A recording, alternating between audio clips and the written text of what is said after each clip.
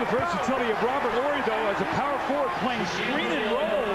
Actually, with Shaq just lofts the ball up in the air, realizing that Tyrone Hill cannot defend that.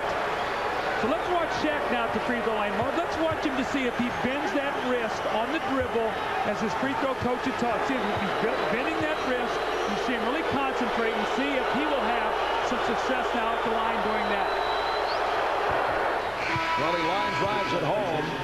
Shaq now 2 for 5 from the line. Here comes Matt Geiger, replacing Tyrone Hill, who continues to struggle. Parting conversation for the official Ed Rush. 10 minutes for Hill. But 2 fouls, did not score. And Matt Geiger, who has been a contributor, despite the fact that he is playing hurt, on the floor for the first time. Geiger said if it's not the NBA Finals, he would not be playing. Well, he came in the game the other day, did a nice job, hit a couple jumpers, but got 3 quick fouls, only played 5 minutes. And a blocking foul on Shaw, stepping in the path of Iverson. That's the second on Brian Shaw. Let's go over to Jim Gray. All right, Mark, thank you very much. Well, Brian Shaw is playing on very, very little rest. In fact, he only slept 1 hour last night. That's because his wife yesterday, Nikki, in Oakland, gave birth to Bianca Nicole, their second child, a girl. He has 1 boy. As you see Allen Iverson go to the hoop, and he's fouled.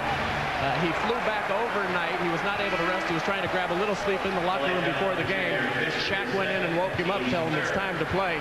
Win 1 for Nikki and little Bianca Nicole. Marv? All right, thanks, Jim. Derek Fisher picked up that foul, his second. And Iverson back at the line. As you see, 4 for 6. Now 5 out of 7 at the free throw line. Well, you can log on to NBCSports.com for comprehensive coverage of these NBA Finals. Check out analysis by Bill Walton, Steve Jones, and a web-exclusive post-game video report with Bill and Snapper, plus Matt Kukic with an in-depth preview of each game, complete with what he likes to call his X factor. That man is a mysterious guy. You know, it's all on NBCSports.com. The Lakers now lead by 4 with 9:20 remaining in this first half. Tyronn Lue has come on for the first time, and he will be shadowing Allen Iverson at the Philadelphia offensive end. Pass thrown off the mark and saved by O'Neal. Shaq is now up front with Horry and Bryant. Lou Shaw in the backcourt. Here's the alley-oop that misfires. That's a set play. Shaw loves to run it. When Roger Bell comes in the game, he overplays Kobe. They had eye contact. He was opposite on the floor. Shaw just threw that ball a little too high, but Brian Shaw throws that alley-oop to Shaq as well as anybody in the league. Lou all over Iverson. Lou ends up crashing into our broadcast location. Mark, did you see how I was diving over to protect you? You saw I was going to help you. Mr. Stats, our stat man, Elliot Cow, though, saving both of us. Here's another look. Tyronn Lue coming in our direction. Look out.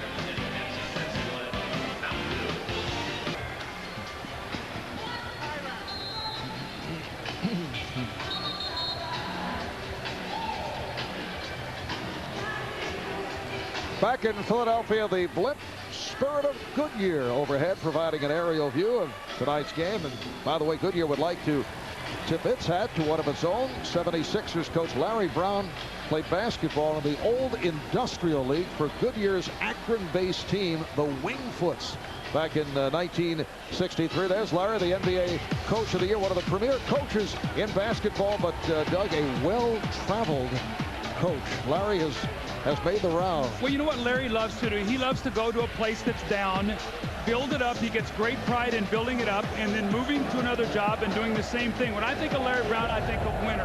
Now, with Phil Jackson, he's taken a little bit different approach. He's basically said, you know what?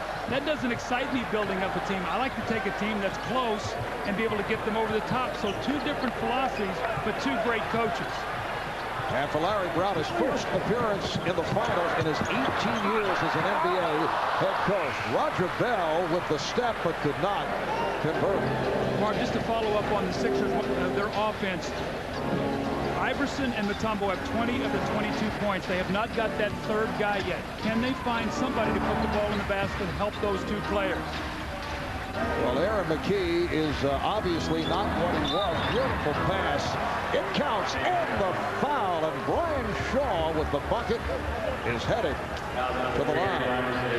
Well, this is what you talked about early in the game about Shaq's ability to pass. He has 17 assists, and he knows where his cutters are coming from. The moment the defender turns his back, you see the Lakers cut right to that basket, and Shaq will find them with that nice, soft pass.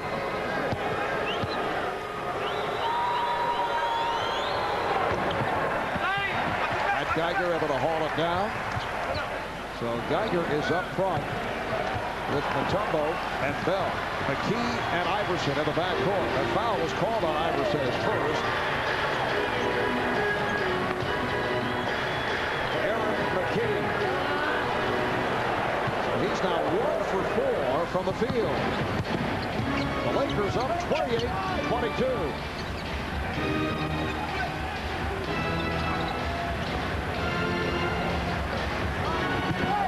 Iverson over to help. Looked like a travel. And you can hear the reaction from the crowd. Little drop step move by Shaq, who is complaining about the Georgetown products. Patrick Ewing and Kevin Mutombo and Alonzo Mourning. He calls it the Georgetown Gallop. Well, Shaq has picked up that move. Matt Geiger hitting on his first field goal attempt. Well, that's why he's got to stay on the floor now. He struggles with the quickness of Horry, but he needs to be able to make some shots for this team. Kobe Bryant stretch. Good play by Bell. Iverson pushing it. Oh, with a terrific play to slap it away. Here's Bryant. And fouled by Iverson. Look out. Iverson very upset and actually runs down court just to get away from the officials. The pursuit of the basketball by the Lakers forced the turnover in the open court, and once again Kobe 2-on-1 on the break. Kobe now has it. He's back there with Shaq. Iverson trying to catch up, gets called for the reach-in foul. It looked like the Sixers might have had a breakout. They turn it over and the Lakers come right back the other way. Allen averting, saying a bit too much to the officiating crew, so he looked to just get out of the way. That was the second foul. O'Neal, Geiger with the rebound.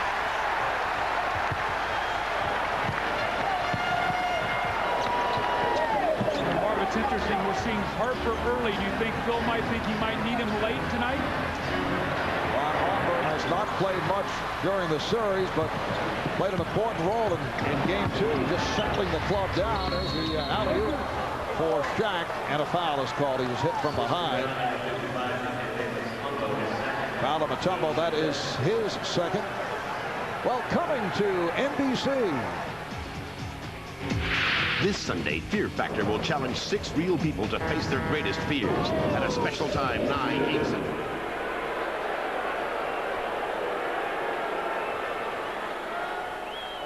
Back to the line. He's 3 for 6 at the foul line. The 76ers are now over the foul line.